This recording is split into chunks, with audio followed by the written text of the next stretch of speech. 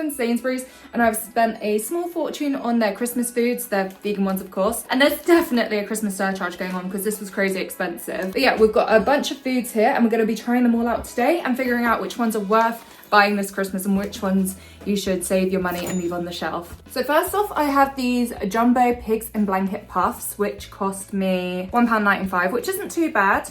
It is a big bag and they look quite fun to nibble on. We've got these like mushroom tarts, what are they actually called? 12 crispy mushroom tartlets with shiitake, king oyster and straw mushrooms with a soy and miso sauce. This is more on the party foods range. And this would have been $5.50, but luckily I found it reduced down to $3.99, which is a big cost for convenience, I feel, just because it's like mushrooms and pastry. Like the markup on this one is pretty bad, but if it's delicious, maybe it's worth getting. And for the vegans who are avoiding fake meat or have family members that won't eat like vegan meats, then this might be a good option this Christmas. We have the no turkey crown. I feel like this is like their premium frozen option for a vegan centerpiece, so I'm definitely keen to give this one a go, which was £6 but £5.50 with a Nectar card. Okay, this one steamed up a bit, but it is a like bauble chocolate tiffin, was it? Salted caramel chocolate bauble tiffin. It is vegan and gluten-free. You can kill 2 dietary requirements with 1 stone there. So I've got a nan that's gluten-free, for example. I'm seeing her at the weekend, so I'll take her a slice for sure. And I've got an aunt who's vegan, so she'll have a slice too. I need to remember that. But yeah, it costs £10, just so you can get a feel for the size. It's a little bit smaller than my head, but it is a good size. But yeah, that'd be delicious for £10. And I've got the little penguin baos. These cost £6, which I think is pretty steep, but they are super cute. And especially if you've got like little ones in your family, I think these are quite fun. Or if you are having a party, they are cute. So yeah, we're gonna heat up the oven and give everything a go. This isn't an exhaustive list of the vegan foods at Sainsbury's. I really wanted to pick like only like 5 or 6, just because it's only me reviewing it and it's also on my budget, so I couldn't take everything home with me. I went to the meat-free aisle first and there was like nothing there. I think there was this roast, but I don't even think that's festive. I think that's just more of a Sunday thing. But like these vegan things I found in the party food section, so you just need to really look around and check for the vegan label. The chocolate tiffin was in the free from range, so no wonder it cost a fortune. And yeah, they had some really interesting like chutneys and cranberry sauces, stuff like that. I found the condiments looked really cute, and mince pies as well. They had some cool mince pie fillings. A lot of vegan things to be found across store. Most of it was labelled well, but every now and again you are having to do a little bit of extra digging there. This will take an hour in the oven, so I guess we'll start with that. Remove film. Oh wow, it's got a meaty smell already. So this is a vegan sage and onion melt, and I reckon that will make a big difference. And you got to put 3 tablespoons of water at the bottom of the tray. 200 degrees Celsius.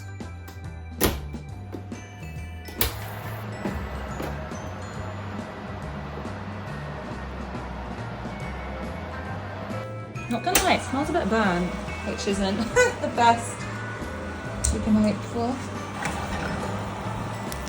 Ooh. These as well, I think, go in the oven, so we'll do that for 12 minutes. And then these, if I remember right, need to be steamed. These really are so cute. Oh. Checking in on my babies. Oh. Okay, if I remember correctly, last year my actual challenge was getting them off of here without breaking them, I think was the challenge. Oh, they match my jumper. That's the little thing. I don't know if this is the best tool for the job, but yeah, you can see it's got a split bottom, but it's not bad. Hey, hey buddy.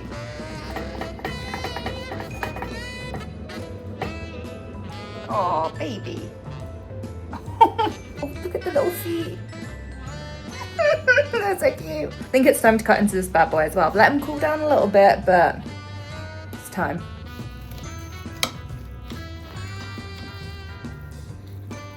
Let's check out this wedge. Ooh, so you've got a stuffing layer here in the middle, and then like the chickeny layer, and then it's got breadcrumbs. It's not the sexiest thing going though, is it? It looks a bit burnt to me. I did follow the instructions. I actually took it out 4 minutes early. And the £10 cake.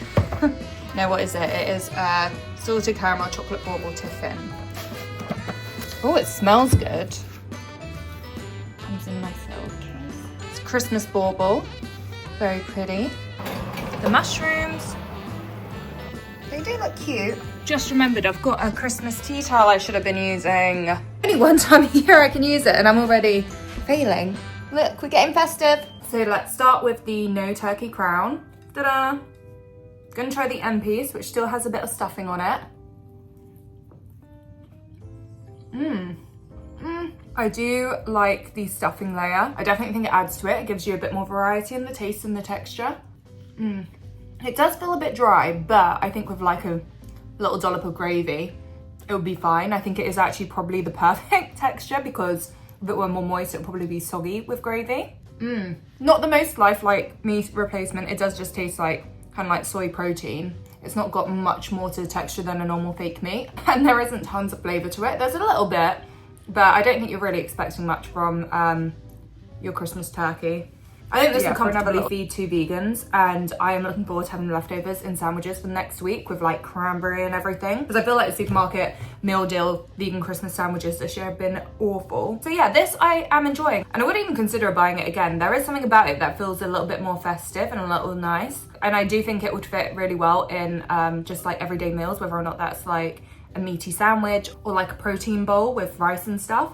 So yeah, I approve of this. I think it's good. I don't know if it's like £5.50, £6 worth of good.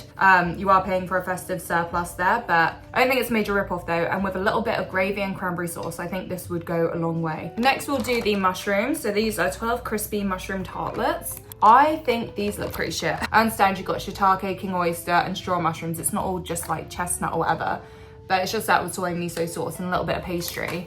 There is no reason for this to be costing the amount it does, but maybe it's gonna be delicious. And I also do think in the year of everyone going off of fake meat, vegan meat, which I'm totally against, by the way, love my vegan meat still. I think they contribute wonderfully to a balanced diet. But yeah, if you're struggling with people who refuse to touch vegan meats again, this could be a really good party food, and it is on 3 for 2, so you can get like 3 of these, I think, if you're vegan. But most of us are in a family where one of us is vegan and the rest aren't, so at least someone can pick these up in the 3 for 2 if they're doing the party food, and they can have the other 2 to feed the family. Yeah, here we go. They're nice, but they are tiny. Like, you get a little bit of mushroom in there, but it does mostly feel like pastry. I really feel like this is a recipe you should steal and get your own pastry, get your own mushrooms and miso, and make something inspired by this, and serve a bit of cranberry sauce. I think that'd be really nice. These are nice, I am enjoying them. I cannot justify that price tag. Time to pick up a penguin. Are you kidding me? I think it's the little feet that really do it for me. Like, there is no need to have gone into that much detail, and yet they did. And although you saw I did fumble the bottoms a little bit, like nothing's falling out, it's not structurally destructive, and the one on top still looks adorable. Wait, I can do this. Oh, they're like little love hearts. I also think these are so good if you've got kids in the family. Like, who doesn't want to eat these? Maybe a vegan. Like a bit too animal-like. You feel a bit mean. I will also say, I feel like my cooking schedule is a bit off, and these have cooled down a little bit, and they're still really nice, because I feel like something like this, you would worry that if you like had it on a buffet and you cooked it, that maybe after it cooled down, it would be a bit bleh. Not lots of filling, I will say. Could do with a little bit more. Sweet and savory, mushrooms and vegetables. Again, like, to charge as much for mushrooms, at least this one's got a creative kit. I'd definitely buy these over the mushrooms, especially if you are looking to like impress people or have a fun design or take a photo for Instagram. I do think this it's not something I could make at home. But I feel like supermarkets are loving the anti-fake meat rhetoric, because it's in Wagamama as well, because it means they can switch to more like vegetable-based foods again, which generally are lower in calories and deliver less protein and are cheaper to make, because vegetables are pretty cheap. Like if you've got carrots and mushrooms in there, that's a lot less money than like the vegan fake meats. So they're still charging us a vegan surcharge for something that's literally made out of like flour and mushrooms and other basic ingredients. And I feel like this is one of the reasons as well that Wagamama really reduced their vegan menu. They cut out like all the fake meats because they can make a bigger profit off of mushroom-based vegan foods than fake meat-based vegan foods. And I think it is all down to that. I think people are trying to squeeze us vegans for even more profits, and like we're already squeezed when it comes to prepackaged food. Obviously, if you're just eating your veg and your chickpeas and whatever and making a lot from scratch, it's not the same. But if you are looking for that bit of convenience with your vegan diet, you're getting screwed over. Like, I would love to see the profit margins on all these party foods, like how much it costs to make versus how much they're selling it for, and see who's getting ripped off the most, because I really have a feeling it might be us. Anyway, finally, we're going for the £10 bauble. That is £10 of my hard-earned money. So this better taste good. I'm also seeing my nan at the weekend and she's gluten-free. So that helped my decision to buy this a lot because, like I said, in the supermarket, I only wanted to buy like 5 different things to try. And, I didn't need to spend £10 on this, but I did think it is what you guys would have wanted. We're all thinking, is it worth 10 quid? And I'm gonna be the mug that tests it out. So yeah, here you go. That does look good, I'm not gonna lie. And tiffin is a more like dense cake. I think it's easier to do like vegan and gluten-free as well than some other cakes. And the gold shimmer on top's quite cute. It is nice. I do love chocolate. Again though, I just don't know if it's worth 10 quid's worth of nice. Like, I just love a chocolate dessert, and I think there are other tiffins available. Okay, I'm gonna say, I think this would be worth it if you have multiple people that would eat of it. Like I say, if I went for Christmas dinner with my family in Essex, I'm vegan, my aunt's vegan, my nan's gluten-free, that's 3 of us who would enjoy this £10 tiffin, and I think that could be worth it. But also, I'd be happy with an apple crumble for dessert on Christmas Day. I struggled to justify this. It's got a really nice crunch to it. I think the biscuity part of it's really good, but the chocolatey part doesn't taste that chocolatey. Which, like, I know the price of chocolate's gone up a lot this year, but if you're charging £10 for a chocolate tiffin, I would expect it to taste maybe a bit more chocolatey. But I do like my chocolate dark. 14% Belgian dark chocolate. The biggest ingredient in this is palm oil, and they're charging 10 quid for it. I feel mugged off. Their dark chocolate contains cocoa solids 44% minimum. I just don't think it's worth it, I'm gonna say that. Nearly forgot about the jumbo pigs and blankets puffs. I don't think we can eat normal What's-It, so we do get the odd puff treat, but I think they are a bit fun when they're vegan. And I really, like, I check this every time I eat them. They do have the vegan label on them. Still got cake in my mouth. They're nice, the flavor's very simple. Like pepper, coriander, nutmeg, yeast, garlic, paprika. No wonder I like it. Very Moorish. I feel like anyone would like these. The texture's on point as well. I feel like sometimes with vegan foods, the taste will be there, but the texture is just like something else entirely.